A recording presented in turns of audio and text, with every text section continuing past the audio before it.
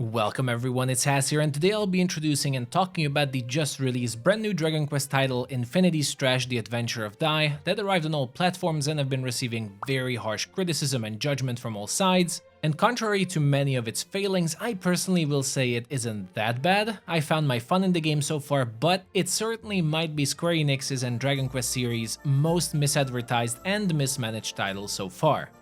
With that said, I have to note I haven't fully finished the game yet. I haven't got early access to the title, and I'm making this video after around 4 or 5 hours of gameplay, so it isn't a full picture of the game's content, and so I will also create another part for this later once I have even more hours in the game. Now for this video I'll go through some of the terrible parts of Infinity Strash, and then I'll talk about why I don't think it's that bad, and why it seems to be a completely mismanaged title though. To get it out of the way immediately, what every single review says is basically pretty much true so far in my experience, and as a Dragon Quest fan, I'm devastated once again. Whether you're a fan of the adventures of Dai manga and anime adaptation, or it's your first time experiencing it, sadly, Infinity Strash is a terrible way to do it, and will only leave you frustrated and bored with the incredibly unimaginative storytelling through the vignettes and still images fetched from the anime adaptation. And while I was happy that they managed to work with the proper voice actors for the English localization, the only good part of this kind of storytelling is thanks to the script of the anime itself, but since it's just straight up imported into the game, it cannot be credited to Infinity Strash like that. Unfortunately, the story is also very much rushed and only told in few images, which is understandable since you can't show the hundreds of hours of the anime in the game. There are a few in-game animated cutscenes that give you hope, but it's just a few minutes among the hours of boring images, and as a result then, there isn't much to say. Whether you're a fan or a complete newcomer, the storytelling of Infinity Strash is just bad, and you would do much better to just rewatch the anime, or buy a subscription to Crunchyroll for a month and save yourself $50.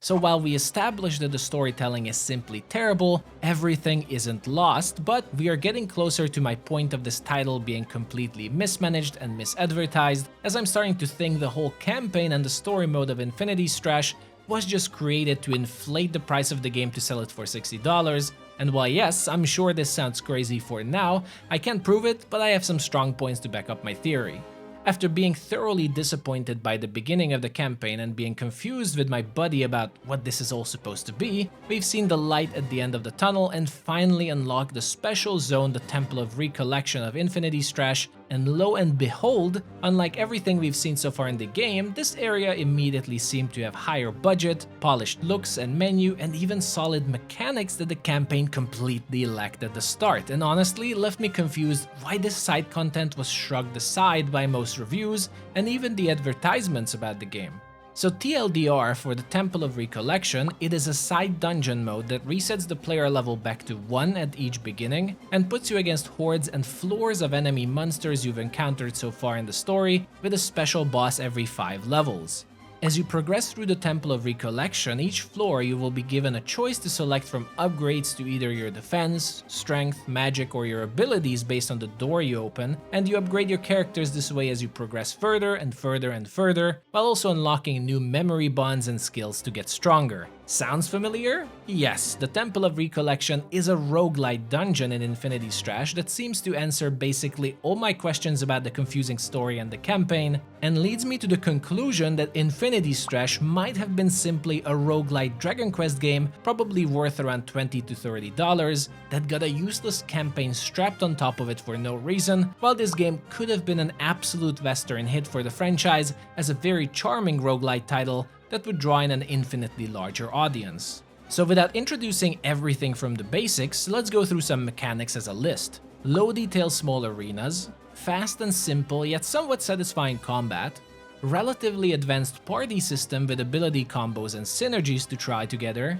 really short burst enemy encounters, multiple boss rush type encounters, a unique currency that only works in the temple to spend on temporary support items, and upgradable skills and items through repeatable dungeon content. Now I don't know about you all, but to me all of this screams a roguelite game, as none of this makes sense for the campaign format that Infinity Strash has, where all the fights are too short to enjoy without any bonus challenges. There is no shop or proper item management, just a few items each missions, and the filler normal monster maps that exist for no reason, as they really aren't fun at all, and their only purpose is showing you the traditional Dragon Quest series monsters we all love. The bosses can be fun, but once again are too short and can be just spammed through with abilities without any sort of plan, that you don't really feel like there's any reason to use the game's mechanics, and be careful. But get to the Temple of Recollection and you realize all of these mechanics finally make the perfect sense for a roguelike and roguelite game with repeatable dungeon content and a simple but fun boss and monster rush type combat,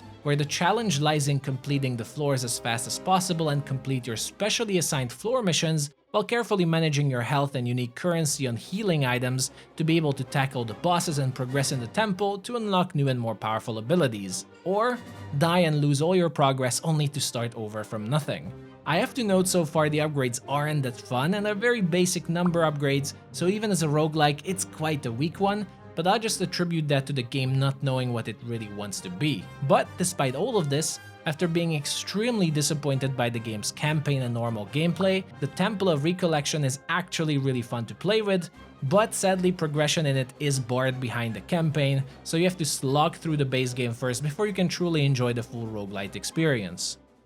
So is it a stretch to call this game a roguelite? Maybe, but I truly believe Infinity Strash might have been initially designed to be a roguelite, or maybe halfway they changed to it, and something happened that messed up the advertisement and development of it, and it makes me incredibly angry since as the game looks like currently, it will just be dubbed as another failure spin-off of the Dragon Quest franchise, along with more ammunition for the higher-ups to say Dragon Quest isn't liked in the West. Whereas this game, while admittedly low budget, still shows huge hidden potential for me that might have been completely wasted, but since I'm still early in my adventures, I'll have to find out how much more there is to this roguelite element of the game and come back to answer my own questions later.